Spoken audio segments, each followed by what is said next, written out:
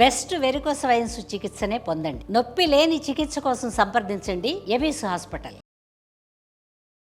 నమస్కారం.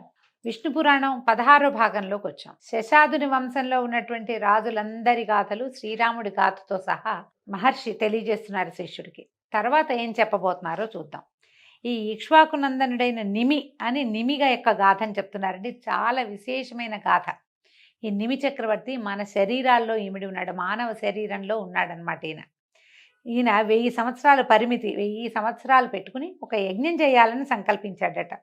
తన కులగురువైన వశిష్ఠుని రప్పించి ఆ సంకల్పం చెప్పాడు.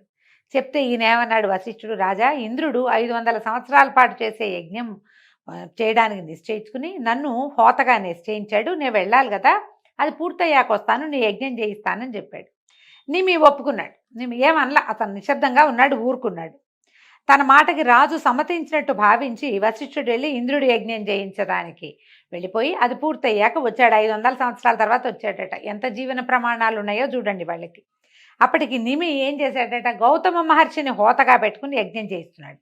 వశిష్ఠుడు వచ్చేసరికల్లా గౌతముడు హోతగా కనపడ్డాడు, యజ్ఞంలో నెయ్యేస్తున్నాడు, ఆజ్యం పోస్తూ కనపడేసరికల్లా, నేను కదా ఈ వంశీయులకి గురువుని, నీకు తెలియదా, నువ్వు హోతగా ఎందుకు ఒప్పుకున్నావు అన్నట్టుగా చూశాడట. చూసేసరికల్లా చూసి యజ్ఞశాలలో బాగా అలసిపోయి ఒక పక్కన పడుకుని నిద్రపోతున్నాడట నిమి చక్రవర్తిని.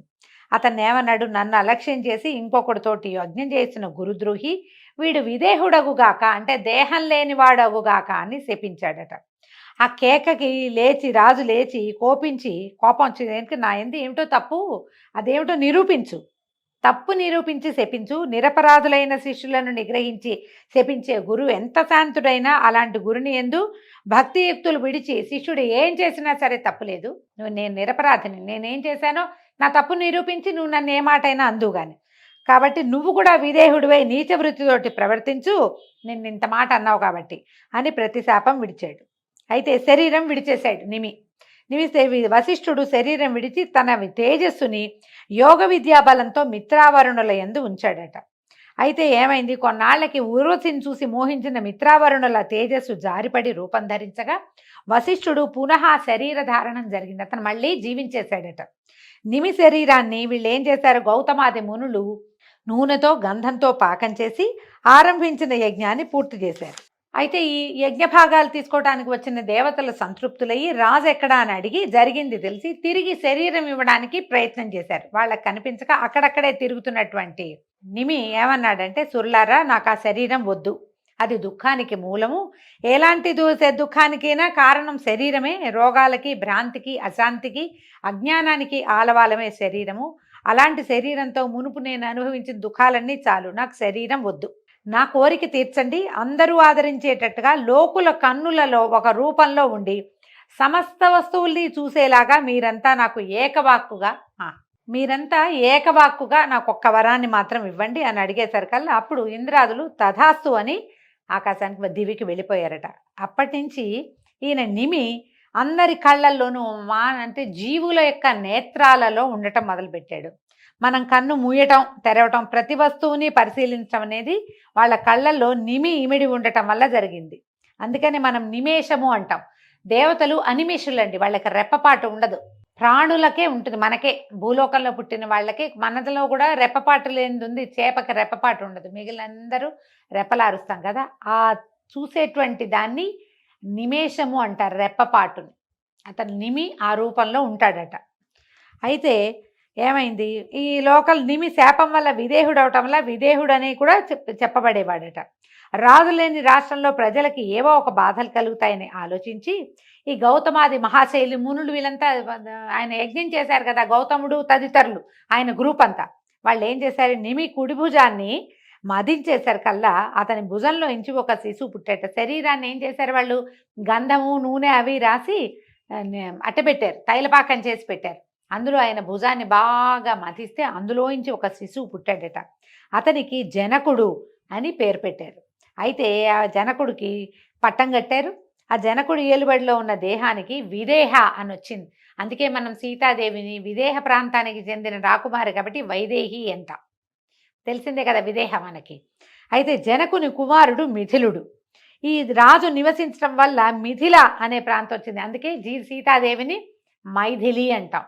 మిథిలా నగరానికి చెందినటువంటి రాజకుమార్తె కాబట్టి మిథిలా నగరానికే రాముల వారు వెళ్ళాడు. అయితే మిథులుని వంశం క్రమంగా పెరిగిందట. వాళ్ళలో శీరధ్వజుడు అనేవాడికి చాలా కాలం సంతానం లేదట. అతను పుత్రకామేష్టి చేయాలని సంకల్పించి దానికి తగిన స్థలం నిర్ణయించి దున్నిస్తుంటే నాగేటి చాలులో ఒక శిశువు దర్శనమిచ్చింది. ఆ శిశువు మహాలక్ష్మి అంశ. ఆ నాగేటి చాలునే సీత అంటారు.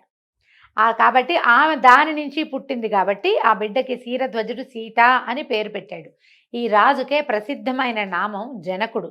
అదే అతను అందుకని జనక మహారాజు కూతురు కాబట్టి జానకి అంటాం సీతాదేవిని. అయితే ఆ వంశంలో వాళ్ళందరికీ కూడా జనకుడు అనేది వాళ్ళ గౌరవ నామధేయంగా ఉంటుంది. చాలా విశేషమైన వంశం వాళ్ళది. ఈ జనకుని కుమారుడు కుశధ్వజుడు అసాధారణ బలపరాక్రమాలు కలిగినవాడు. కాశీనగరాధిపతి అయి పట్టం కట్టుకుని ఉండేవాడు. క్రమంగా కుశధ్వజునికి ప్రపౌత్రులతోటి వంశాభివృద్ధి కలిగింది. విశేషించి చెప్పవలసింది ఏంటంటే ఇంతకుముందు మనం చెప్పుకున్నదే జనక వంశంలో పుట్టిన వాళ్ళందరూ జనక నామధేయులై ప్రభుత్వాన్ని నడుపుతూ ఆత్మవిద్యాపరాయణులై ముక్తి పొందటం.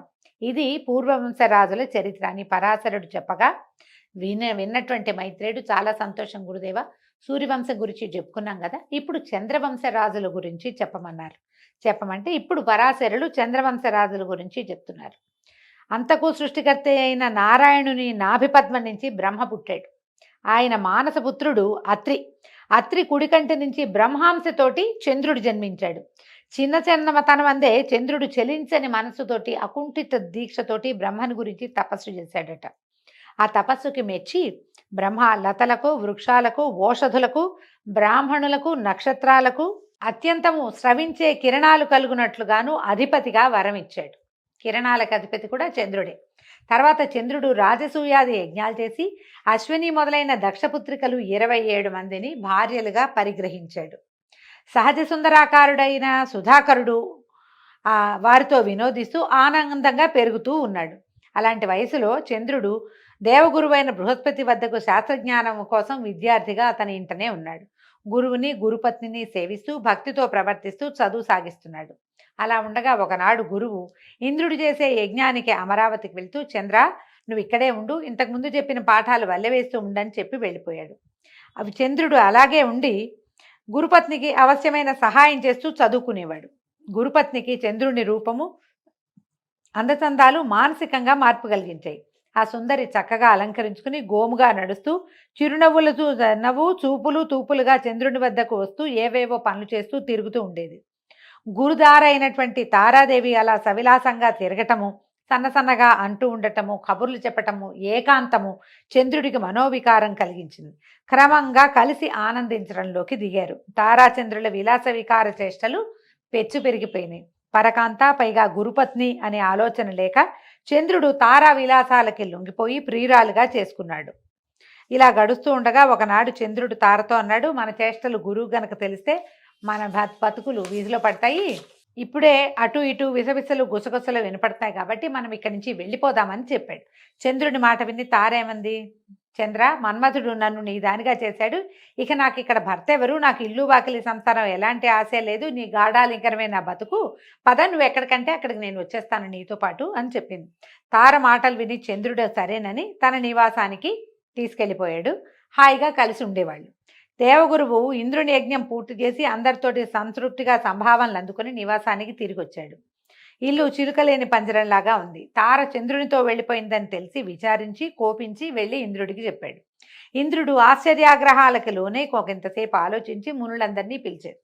చంద్రుని నీచకార్యం వారికి చెప్పి వెళ్ళండి, నయావన భయాన ఒప్పించి తారని అప్పగించేట్టు చేయండి, కాదంటాడా కోపించి అదిలించి అయినా సరే తారని తీసుకురండి అని పంపించాడట. మునులు చంద్రుడి వద్దకు వెళ్ళి తగిన సత్కారం సంభాషణలు అయ్యాక నిష్ఠూరంగా బోధించారు. రోహిణీ వల్లభ, ఎప్పటికప్పుడు శృంగార విలాసాలను, కువలయానందాన్ని కలిగించే చల్లని గుణాలను, సమయానుసారంగా దేవతలకు మేలు కలిగించే సద్బుద్ధి, గురువునందు ఉండవలసినటువంటి భక్తి విడిచి గురుదార అయిన తారని ఎత్తుకురావడం పాపకార్యం కదా. నువ్వు చేసిన ఈ తప్పుడు పనికి ఇంద్రాదులు నీపై కోపమనస్కులుగా ఉన్నారు. ఎందుకు ఈ రగడ, తారని విడిచిపెట్టు, ఈ లోకంలో నీకు వచ్చినటువంటి అపకీర్తిని బాపుకో అని చెప్పారు. చెప్పేసరికల్లా చంద్రుడు తిరగబడ్డాడు. ఇప్పుడు తన మంత్రి యొక్క భార్యను తీసుకొచ్చానని నన్ను నిందిస్తాడా, తను అట్లాంటి పనులు చేయలేదా, గౌతమ మహర్షి భార్య కోసం ఆశపడి తను కోడికోత కోసి మునిని మోసగించి ఆయన భార్యతోటి కలిసినవాడు చివరికి ముని శాపానికి గురి ముడుచుకుపోయిన శరీరంతో ఇల్లు చేరాడు. నాకు బుద్ధి చెప్తాడా, వెళ్ళండి వెళ్ళండి, అతని చేష్టలను ఎవరికి తెలీదు, నేను తారని విడిచేదే లేదని ముందుకెత్తేశాడు. దాంతో మునులు మొహమాట పడి ఇంకేం చేయాలో తెలియక చంద్రుడితో చెప్పేసరికల్లా ఇంద్రుడు కోపగించి వాళ్ళలో వాళ్ళు శపించుకోలేదండి. దేవగణాలతోటి బృహస్పతితో కలిసి వెళ్ళి సత్యలోకానికి వెళ్ళి ఈ తారా శశాంక వృత్తాంతం అంతా బ్రహ్మదేవుడికి తెలియజేశారు. ఆయన బ్రహ్మ కోపించి అన్ని విధాలా పెద్దలైన మునులను కొంతమందిని ప్రేరేపించి మీరు వెళ్ళండి, చంద్రుడికి నేను చెప్పానని చెప్పి తారని తీసుకురమ్మన్నారు. అనేసరికల్లా సరే. ఆయన ఏమన్నాడు, చంద్రుడు నవ్వుతూ చెప్పాడట, బ్రహ్మ మాటలుగా మీ మాట విన్నాను మంచిదే, కానీ తారని విడిచిపెట్టను. సాధించాలని అంతా కలిసి పోరాటాన్ని దిగుతారా, ఏం చేస్తారో చెయ్యండి చూస్తానన్నాడు. అమ్మాయిని మాత్రం తారాదేవిని మాత్రం విడిచిపెట్టన్నాడు. బ్రహ్మ దగ్గరికి వెళ్ళేసరికల్లా ఇప్పుడు వీడిని ఏం చేయాలి అనేది బ్రహ్మ కూడా తెలియలా, కాలానికి వదిలిపెడదామని ఊరుకున్నారు. ఇప్పుడు ఏం చేశారు, అంగిరసాదులు మునులు ఆలోచించుకుని ఇంద్రుణ్ణి బృహస్పతిని ముందుంచుకుని కైలాసానికి వెళ్ళారట. చంద్రుడు చేసిన దుశ్చర్య, తార యొక్క దుష్ప్రవర్తన పరమేశ్వరుడికి చెప్పేసరికల్లా ఆయన ఏం చేశాడట, ఆగ్రహోదగ్రుడై దేవసైన్యంతో చంద్రుడి మీద దాడికి వెళ్ళాడు. శంకరుని రాక తెలిసిన చంద్రుడు రోషభీషణాకారుడై తన సైన్యాన్ని కూడా సమకూర్చుకుని ఎదిరించాడు. యుద్ధం చేశారు. అయితే శుక్రుడు గురువుకి శత్రువు కనుక శుంభాది రాక్షసులను వారి వారి సైన్యంతో చంద్రుడికి తోడుగా పంపాడు. చంద్రుడు మరింత బలము ఉత్సాహము కలవాడే శంకరునితో పోరాడుతున్న సమయంలో బ్రహ్మ వచ్చి యుద్ధాన్ని ఆపి చంద్రుడిని దూరంగా తీసుకెళ్లి బాగా గట్టిగా కేకలేసి కొన్ని చల్లచల్లగా మాటలు కూడా మాట్లాడి నచ్చజెప్పి ఒప్పించి ఈ తారని తీసుకొచ్చి గురువుకు అప్పచెప్పాడు. శివుడు శాంతించి బ్రహ్మాన్ని ప్రశంసించి ఆయన దారిని ఆయన వెళ్ళిపోయాడు. కానీ అప్పటికే తార గర్భవతిగా ఉంది. బృహస్పతి గ్రహించి నీ గర్భాన ఉన్న శిశువు నా వల్ల కలిగిన వాడు కాదు కాబట్టి వీడిని ప్రసవించి విడిచిపెట్టి రమ్మని చెప్పాడట. ఈమె ఒక తోటలో శిశువుని ప్రసవించి పిల్లవాడిని అక్కడే వదిలిపెట్టి వచ్చింది. ఆ శిశువు దివ్యతేజో విలాసుడే మోహనాకారంతో ఉన్నాడు. వాడిని చూసిన తర్వాత పిల్లవాడిని చూసేసరికల్లా గురువు కూడా బృహస్పతికి కూడా వాడు తనకే కావాలనిపించేసరికల్లా వీళ్ళు ఇద్దరు ఈ కుమారుడు నావాడంటే నా భార్యకు పుట్టాడు కాబట్టి నావాడని గురువు, నా వల్ల కలిగాడని చంద్రుడు ఇద్దరు పోరాడుకున్నారు. వీళ్ళంతా ఏం చేశారు, తారాదేవిని తీసుకెళ్ళి అడిగారు, అమ్మాయి శిశువు ఎవరి వల్ల కలిగాడు ఏమిటి అని అడిగితే ఆవిడ చెప్పలేదట. అప్పుడు బ్రహ్మదేవుడు వచ్చి సందేహించకుండా ఇతను ఎవరి శిశువో చెప్పమంటే ఆవిడ ఇతను చంద్ర శిశువే అని చెప్పంగానే ఏం చేశాడు బ్రహ్మదేవుడు, శుక్రుడిని ఒప్పించాడు. శుక్రుడు కాదు, మన బృహస్పతిని ఒప్పించాడు. ఇతను నీ కుమారుడు కాదు, ఆ అమ్మాయి ఒప్పుకుంది కాబట్టి నువ్వు నీ భార్యను తీసుకుని వెళ్ళిపో, శిశువుని చంద్రుడే తీసుకుంటాడని చెప్పారు. చంద్రుడు ఏం చేశాడు, ఈ శిశువుని ఆదరంగా ఎత్తుకుని ముద్దులాడుకుంటూ కుమారుడిని తీసుకెళ్ళి తనకి అత్యంత ప్రియతమ భార్య అయిన రోహిణికి అప్పచెప్పాడట. ఆమె ఆ బుధుడు అని పేరు పెట్టి ఆ పిల్లవాడిని లాలించి పెంచింది. బుధుడు పెరిగి పెద్దవాడై తపస్సు చేసి అధిక తేజోమూర్తి అయి గ్రహమండలిలో ఒకడుగా ఉన్నాడు. మనుపుత్రి అయిన ఇళయందు కుమారుణ్ణి కన్నాడు. ఇతని ఆ బిడ్డ పేరే పురూరవుడు. ఇంతకుముందు మనం ఇళాదేవి కథ చెప్పుకున్నాం. ఆ ఇళ కథలో పురూరవుడు ఈ బుధుడు, తారాచంద్రుల సంతానమైన బుధుడే పురూరవుని యొక్క తండ్రి. పురూరవుడు ఆదిశేషుని, ఆది వరాహాన్ని, అష్టదిగజాలను భూభారం వహించడం విషయంలో తక్కువ చేస్తాడు. అంటే అంత భూభారాన్ని వహించాడు, అంత గొప్ప రాజుగా ఉన్నాడట. దానంలో కల్పవృక్షాలను, చింతామణిని సిగ్గుపడేలాగా చేస్తాడు. అందచందాల్లో జయంతుణ్ణి, మన్మధుణ్ణి, చంద్రుణ్ణి కూడా కించపరచగలడు. ధైర్యంలో మేరుమందర పర్వతాలను నగుబాటు చేస్తాడు. సప్తద్వీపాలను తన ఆజ్ఞలో ఉంచుకుని తన చరిత్రని భావితరాలకి ఆదర్శంగా చేస్తూ భూపరిపాలన చేస్తూ ఉన్నాడు. ఇప్పుడు పురూరవ చక్రవర్తి సంతానం గురించి వస్తుంది. ఒకనాడు ఉద్యానవనంలో విహరిస్తూ ఒక గున్నమావిడి చెట్టు కింద విశ్రాంతిగా కూర్చునుండగా ఒకంతసేపటికి చెలికత్తెలతోటి ఆ ప్రాంతానికి వనవిహారానికి, భూలోక విహారానికి వచ్చినటువంటి దేవవేసి అయినటువంటి ఊర్వశి, ఈవిడ ఎలాగా నరనారాయణులలో నారాయణుని తొడ నుంచి జన్మించింది. పూర్తిగా రంభాది మేనక లాంటి వారిది కాదనమాట, ప్రత్యేకమైన జన్మ కలిగింది. ఆమె సవిలాసంగా చూస్తూ ఉండగా ఈ పురూరవుడు ఆమెను చూశాడు. పద్మాక్షి, నువ్వెవరు, దివ్యస్ఫూర్తితో ఉన్నాయి నీ రూపురేఖలు, నీ తేరు చూస్తే ఒక ప్రత్యేకమైన విలాసం కనపడుతోందంటే ఈవిడ ఈ పురూరవుని అందచందాలకి మెచ్చి, రాజా నా పేరు ఊర్వశి, దేవకాంతని, కొన్నాళ్ళు భూమి మీద ఉండవలసి వచ్చింది, ఇలా వచ్చాను, నీకోసమే వచ్చానని చెప్పింది. ఈ ఊర్వశి మాటలు విన్నటువంటి పురూరవుడు కూడా పరవశుడైపోయి నన్ను ఆనందపరచు, నన్ను ప్రేమించు, నాతోటి ఉండు, నన్ను వివాహం చేసుకోమని ఆమెను అడిగాడు. అడిగేసరికల్లా ఈవిడ ఏమంది, అలాగే తప్పకుండా ఉంటాను. నా దగ్గర 2 గొర్రె పిల్లలు ఉన్నాయి.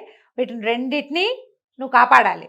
నీ వల్ల వాటికి ఏ అపాయము రాకూడదు. తర్వాత నువ్వు దిగంబరుడివై నా కంట పడకూడదు. ఆ సమయంలోనే నేను నిన్ను వదిలిపెట్టి వెళ్తా, లేకపోతే నేను నీతోటే ఉంటాను. నాకేమో ఆహారం నెయ్యి, నేను నెయ్యే తింటా, ఇంకేమీ తినదట ఊర్వశి. దానికి లోపం రాకూడదు, ఇవి నా ప్రమాణ వాక్కులు అని చెప్పింది. చెప్పేసరికల్లా పురూరవుడు నీ మాట దాటకుండా ప్రవర్తిస్తా అని మాట ఇచ్చి ఊర్వశిని చేరదీసుకున్నాడు. ఇద్దరూ ఒకటై భోగానుభవంతో పరమానందమూర్తులుగా ఉండేవాళ్ళు.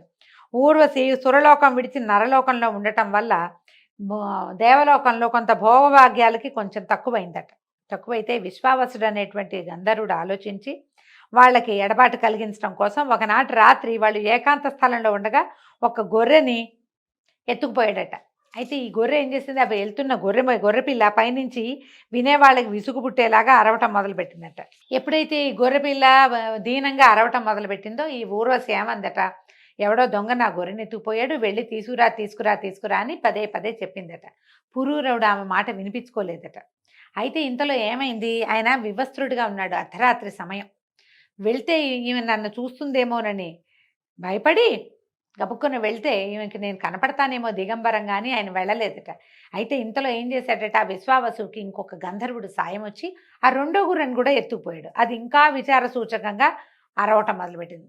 దాంతో ఊర్వశి కోపించి, ఓ రాజా, నా కొడుకుల్ని దుర్మార్గులు ఎత్తుకుపోతుంటే అరిచిన అరుపులు వినపడ్డలేదా నీకు? కదలకుండా మెదలకుండా కూర్చున్నావు. ఇది నీచుల పని. నిన్ను కలిసి అనాథనయ్యాను. నీ వల్ల చూడు నా జీవితం ఇటు అయిపోయింది. ప్రాణానికి ఒక ఎత్తుగా పెంచుకున్న గొర్రె పిల్లల్ని ఎవరో ఎత్తుకుపోతుంటే దాన్ని రక్షించలేని పురుషుడు నాతో ఉండటం ఏమిటి అని ఆవిడ నానా తిట్లు తిట్టేసరికి దాంతో ఈ పరుషవాకలకి కోపించినటువంటి ఈ పురూరవుడు నిద్ర మంచం మీద నుంచే ఒంటి మీద కట్టుబట్టలేదన్న ధ్యాస లేకుండా కోపంతో లేచాడు. మంచానికి పక్కన నిలబెట్టి ఉన్న తన ఖడ్గాన్ని పుచ్చుకుని పరిగెత్తపోయేసరికల్లా ఎట్లా ఏమనుకున్నాడు, ఇది చీకటి మాటన ఊర్వశి తనని చూడదని నమ్మాడు. దీపం ఆర్పేశాడట. ఆయన చీకట్లో పరిగెత్తేసరికల్లా గంధర్వులు రాజు ఐడియా తెలుసుకుని ఆయన దీపం ఆర్పేశాడు. ఊర్వశి ఈయన్ని దిగంబరంగా చూడదని మెరుపులు పుట్టించారట ఆకాశంలో. అయితే ఈ పుట్టించిన మెరుపుల్లో రాజు తొందరపాటుతోటి వివస్త్రుడిగా ఉన్న దానిని ఈమె ఊర్వశి చూసేసింది. చూడగానే మొదటి చేసిన శపథం ప్రకారము ఆమె దివికి వెళ్ళిపోయిందట. గంధర్వులు ఆ 2 గొర్రె పిల్లల్ని కింద పడేశారు. వాటి వెనకాల పరిగెత్తిన రాజుగారు 2 గొర్రె పిల్లలు పుచ్చుకుని వెనక్కి తిరిగి వచ్చేసరికి ఏమైంది, గొర్రె పిల్లలు ఉన్నాయి, ఊర్వశి లేదు. దాంతో మతిపోయిందట ఆయనకి. తర్వాత ఏమైంది, ఇక అట్లా ఆమె కోసం వెతుకుతూ ఉండేవాడు మతిపోయిన వాళ్ళకి. అలా తిరుగుతూ ఉండేవాడట. రాజ్యాన్ని వదిలేశాడు. ఇప్పుడు కురుక్షేత్రానికి చేరి అక్కడ సరస్సులో చెలికత్తలతో ఉన్న ఊర్వశిని చూసి పరమానందంతో ఆమెను కౌగలించుకున్నట్ట. ఆవేశంతో అన్నట్ట, పువ్వు తావిలాగా కలుసున్నాం మనిద్దరము, నువ్వు నన్ను విడిచిపోవటం కుదురుతుందా? ఆ రోజు నుంచి నేను ఉన్మత్తుణ్ణి అయిపోయాను. అదృష్టవశాత్తు నాకు కనిపించావు, నన్ను కాపాడు, నాతో ఉండు అని బతిమలాడాడట. ఈ పురూరవుడి మాటలు విని జాలిపడిన ఊరతంది, రాజా, ఎదురులేక ఈ జగమంతా ఏలే రాజువి, ఇలా దీనావస్థకి చిక్కేవంటే దైవ సంకల్పం అనుకోవాలి. సరే, నేను నీతోటి ఇవాళ ఉంటానని ఆ రాత్రి ఆయనతోటే ఉందట. అయితే తెల్లవారు చెప్పింది, నేను ఈ పూట గర్భవతినయ్యాను, అచిరకాలంలో చక్కటి కుమారుడు కలుగుతాడు. ఆ సమయానికి నువ్వు మళ్ళీ రా, నువ్వు నీ రాజ్యంలోనే ఉండవు, దయచేస్తావు కదా, అప్పుడు వస్తావు కదా అని రాజుని సంతోషపెట్టి, నేను నీతోనే ఉన్నాననుకో, నేను ఎలాగో గర్భవతిని, నేను కొంచెం ఏకాంతంగా రెస్ట్ తీసుకుంటూ ఉండాలి కాబట్టి నువ్వు వెళ్ళిపోమంది. అప్పుడు ఆయన నగరానికి వెళ్ళిపోతే ఈవిడ తన చెలికత్తెలకి ఈ విషయం అంతా చెప్పిందట. చెప్పేసరికి చెలికత్తెలు అన్నారు, రెండో మన్మధుడిలాగా ఉన్నాడు, అసలు ఆయన చూడంగానే మాకు కూడా మనసు చెల్లించింది, అలాంటి వాడిని నువ్వు ఎందుకు వదిలిపెట్టాలి, నువ్వు మరికొంతకాలం ఈ రాజును సంతోషపెడుతూ అతనితోటి ఉండమంటే ఈవిడేం చేసింది, సరేనని మళ్ళీ రాజుగారి దగ్గరికి పురూరవుడి దగ్గరికి వచ్చి కొంతకాలానికి కుమారుడు కలిగాడట. వరుసగా 5 కుమారులు కలిగారు. అయితే ఈ విశ్వావసుడు అనే గంధర్వుడు మొదట గొర్రె పిల్లల్ని ఎత్తుకుపోయి ఊర్వశిని ఎడబాటు కల్పించాడు కదా, అతను కొంతమంది గంధర్వులతోటి ఇతని దగ్గరకు వచ్చి, రాజా, నీకు ఊర్వశికి ఎడబాటు కలిగించి ఎన్నో బాధలు పెట్టాము నిన్ను, అవన్నీ మర్చిపో, నీకు ఒక వరం ఇస్తాము, కోరుకోమన్నట్ట. అప్పుడు ఈయన ఏమడిగాడు, శత్రుభీకరమైన పరాక్రమము, రథగజతురగాది సమృద్ధమైన రాజసంపద, ఇంద్రియాలని జయించే శక్తి, మిత్రులను బంధువులను దీనులను ఆదరంగా పోషించగలిగేటువంటి ఆర్థిక స్థితి, ఊర్వశితోటి సహజీవన సౌఖ్యము ఇలా కోరుకుంటే ఆ విశ్వావసువు తథాస్తు అని ఒక అగ్నికుండికని ఇచ్చాడట. ఇచ్చి దీంట్లో ఉన్నటువంటి అగ్నిని 3 భాగాలుగా చేసి యజ్ఞం చేస్తే నీ కోరికలన్నీ నెరవేరుతాయి, చెప్పేసరికల్లా ఈ రాజుగారు అది అగ్నికుండికని పక్కన పెట్టుకున్నాడట. అయ్యో వరం కోరుకో అని గంధర్వులు అనంగానే ఈ అగ్నికుండికని అడిగి తీసుకున్నాను. ఊర్వశిని నాకు ఇచ్చేయండి అని అనలేకపోయాను. ఇంకా యజ్ఞాలు కొండన్నవి ఏంటి, ఆమె మీద అపరిమితమైన ప్రేమ కలిగి ఉన్నవాడిని, నాకు ఊర్వశే కావాలని నేను ఎందుకు కోరుకోలేదు అని చాలా ఆలోచించుకుంటూ ఆ, ఇక నేను ఇక్కడ ఉండనని ఆ అగ్నికుండికని ఏం చేశాడు, అక్కడ ఎక్కడో పెట్టేసి ఇంటికి వెళ్ళిపోయాడట. అడవిలో వదిలేశాడు. ఆయనకి అంటే మనసు పరిపరి విధాల పోవటం మానవులకి ఇలాగే ఉంటుంది. తీసుకుంటే ఎందుకు తీసుకున్నావా అనిపిస్తుంది, వదిలేస్తే ఎందుకు వదిలేసామా అనిపిస్తుంది. ఇంటికి వెళ్ళిపోయాడు. ఇంటికి వెళ్ళిపోయాక ఆయనకు అనిపించింది తెల్లవారుజామున మెలకు వచ్చేసరికి, అయ్యో ఎంత తెలివి తక్కువతాను, గంధర్వులు ఇచ్చిన అగ్నికుండికని అక్కడే వదిలిపెట్టానే, పోయేది తీసుకొచ్చి దాంతో యజ్ఞం చేస్తానని అగ్నికుండిక కోసం మళ్ళీ వెనక్కి వెళ్ళాడు. రాత్రి ఒక ఊహ వచ్చింది, తెల్లవారేసరికి ఊహ మారింది. మన ఊహలు మారుతాయి కానీ విషయాలు కూడా అవే మారిపోతాయి కదా. మన ఊహ ఎట్టా మారిందో విషయం కూడా మారిపోతుంది. అక్కడికి వెళ్ళేసరికల్లా ఏమైంది, ఆ అడవిలో ఆ అగ్ని కుండిక లేదు. ఏ కుండాన్నైతే వాళ్ళు ఇచ్చారో దాంట్లో ఆ అగ్నిని పెట్టి అది ఎక్కడ కనిపించాలి. అటు ఇటు వెతికి చూస్తే ఒక జమ్మి చెట్టు, ఒక రావి మొక్క, దాంట్లో ఒక రావి మొక్క కనపడ్డాయిట. అప్పుడు ఏమనుకున్నాడు, ఓ ఆ అగ్ని ఈ చెట్టుగా మారి ఉంటుందని మునులను రప్పించి ఏం చేశాడట, ఈ వేదమాతృకమైన మంత్రాన్ని ఉచ్చరిస్తూ ఆ చెట్టుని నరకడానికి సంసిద్ధుడయ్యాడు. ఆ పని కాగానే ఆ మంత్రాక్షరాల సంఖ్యతో సరైన అంగుళాల నిడుపున అరణిని కల్పించి అగ్నిని సృష్టించి అందరూ అద్భుతంగా ఉంది అని చెప్పేటువంటి యజ్ఞాన్ని నెరవేర్చాడు. దాని ఫలితంగా ఊర్వశి అతని సొంతమైంది. అలా కోరిక తీర్చుకుని అన్ని లోకాల్లోనూ ఊర్వశితోటి విహరిస్తూ వచ్చి రాజ్యాన్ని నీతియుక్తంగా జనరంజకంగా పరిపాలిస్తూ ఉన్నాడు. దీంతో ఊర్వశీ పురూరవ సంవాదము పూర్తయిందండి. ఈరోజు దీంతో సమాప్తం. రేపు ఉదయం మళ్ళీ తరువాయి భాగంలో కలుసుకుందాము. నమస్కారం.